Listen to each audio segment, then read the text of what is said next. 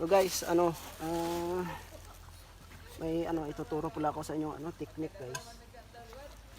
Usapang na naman to guys, guide bar. So ito guys, may ituturo akong technique sa inyo guys.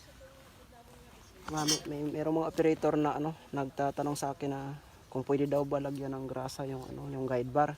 So itong guide bar guys, hindi to pwedeng lagyan ng grasa guys. So dapat lang, use oil lang.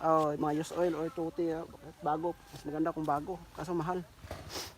So ito guys, tandaan nyo to lagi yung butas na to. Ito guys, yung butas na to connected to sa connected to dito sa pump. Ito guys. So pag ibumba mo to guys, Pag ibumba mo to guys, kita nyo guys, may lumabas na lumalabas dito yung lumalabas dito yung ang asayti ninyo o use oil. Kaya guys, dito na naman tayo sa guys, dito na naman tayo guys sa guide bar. Ang guide bar guys, may may butas to dito na dalawa, kung mapapansin niyo.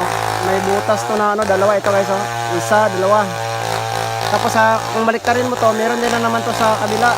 So ito na naman guys, na medyo nalagyan siya ng dumi. Ito guys.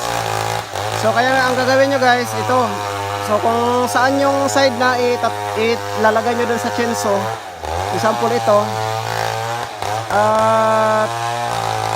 lilinisan nyo to guys, kunan nyo ng to kayo, kasi dito to pumapasok ang asaite nyo papunta dito sa yung tawag dito, yung parang kanal ng ng guide bar, kaya dito yan dumadaan dito, kaya lilinisan nyo to talaga guys, yung dalawa to. So yun lang guys, sana may natutunan kayo sa sa video na to.